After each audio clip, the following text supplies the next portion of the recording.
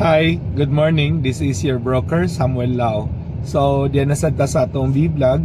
Well, nag-drive ta on the way sa atong next meeting. So, na ako'y i-share sa inyo this morning, no? So, I've been talking with one of my friend na sa abroad karon. Ang iyang concern, nangutan na siya, how serious valid ba ning yuta data sam? Kaya medyo dugay na sad kuno sila ga data wa man sila kita og improvement.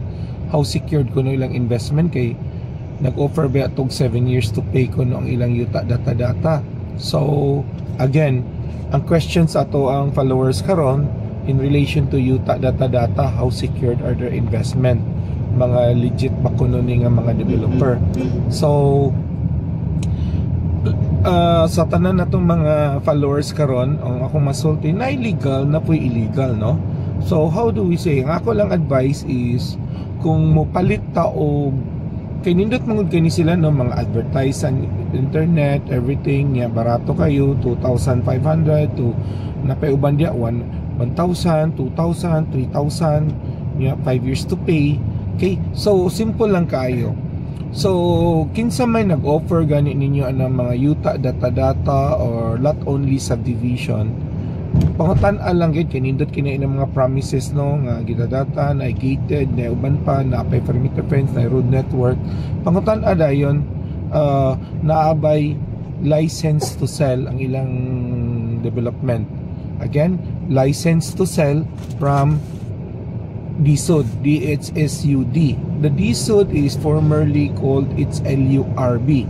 So it is a government agency who protect buyers, no? Sila na mo screen, mo check sa mga developer nga wanted to do real estate development, mo submit ng mga developer og mga check of requirements, list of requirements ngadto sa DSUD nya magpa-registered na sila as a developer, then ipa-check, then i-review na sa government. So then before na sila makapamaligya ang mga developer sa ilang project, dapat isyuhan sa na sila og license to sell. Number 1, license to sell, no? So kung walay license to sell ang development, advice na ko ayaw na lang palit. Okay?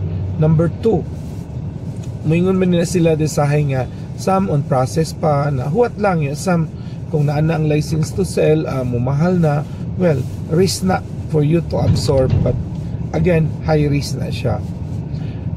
Number 2 is pangutan kung si XYZ developer or si Juan de la Cruz nga developer na maligya sa yuta data, pakay copy, scan copy sa title kung registered under her name, under the name of the developer nga nagbaligya, or under the name of the person nga nagbaligya. Why? Because common scam scenario sa mga nagyuta data, si Juan de la Cruz paliton niya kay farmer ang yuta nga agricultural lot. Okay, example 10 million, dili hangyoon daw nanlag 500 or 1 million niya ingnon dayon nga farmer lot owner, datahan ko lang ni good for 2 years or 3 years to pay. Tungod kay naida kung panginahanglan si lot owner, musugot na lang. So diyan na ang check-in mo as down payment, diyan ang cash, diyan na ang post-dated check na ko every quarter or every 6 months, and then please sign up sa to ang contractual agreement nga gibaligya na nimo sa ako imong property nya. Please sign also SPA nga gi-authorize na ko nimo to subdivide your property to para mamaligya na ko sa imong property para maka ko nimo sa ang mga checking nga umaabot nga modyo. So kung imo paminaw, it's all sound, no, good intention, but here comes gipa paper subdivide na dayon ni Juan de la Cruz, fictitious name lang na ha, wala tagi mention nga exact name, example lang na no ni, okay, gipa ni Mr. Juan iya then gipa subdivide, table subdivision, sukod-sukod dito, butang nagplug-plug, butangan na yung backhoe dito nga nagbarog na, petwa galihok, bunuhan lang pila ka truck na napog baligya dayon mga ahente di hatag dot pag commission dito incentives. Ang point na ko here, nagdaghan na dayon na malit and daghan nag-issue post data check. Let us say naka-raise na siya enough fund, pero ang gibuhat sa ubang mga scammer ani is, or mga common problem ani, no? Man siguro siya is scammer, but common problem nga nahitabo ani is ang kita niya ila po na uban gi-divert sa lain na po nilang project, mo na po ilang gipon dito nagting sila laing project, or ang uban gipamalit og sakyanan, pamalit og ilang mga bisyo, mga wanted to buy nila, no? So nagamit ang kwarta, na divert sa laing attention ang kwarta. Here comes mahutdan silang kwarta, di nila ma-honored, or after that scammer gid sila. 2 to 3 years musibat sila mawal si Sir Juan aka developer. So may buong na lang mo, 5 years kung nagsigbayad, wa pa may natandog development sa yuta. Hantod manawag mo, di na nyo makontak inyong ahente, di na nyo makontak inyong Mr. Juan nga developer. So shock na lang mo. Iuol niyo to, napod si par. Ako man ang property, man palit ni Mr. Juan. Ngunpan to iyang cheque. Here comes away karon. Na si buyer, na si Juan nga nawagtang na evaporate, na si lot owner, farmer nga still the registered owner of the property. Mind you, he is still the legal registered owner of the property. Kay na default man to ilang contract to sell, wa man tiwasag bayad. So ikaw karon ba asa ka mahimutang? You're biktima ka ani.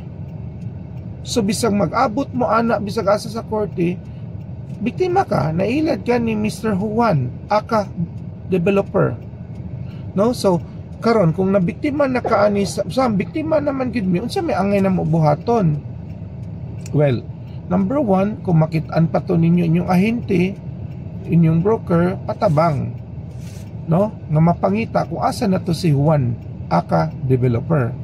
Number 2, you can go to the DSOD, it's LURB, kung unsay matabang nila sa ingon ani nga transaction, because development money, of course nagyap mo na sila ma-advise ninyo legally.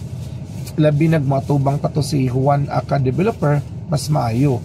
Number 3, kung di gyud na masolusyonan na maripan ang inyong bayad, wa mo laing kuan na seek legal advice. Natay mga professional lawyers nga mutabang na ninyo og build kaso against kay Juan aka developer.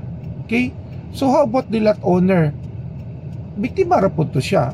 But sometimes, worst scenario, ma-appeal siya sa kaso, labi ng nag-authorize siya ni Juan as SPA na, no?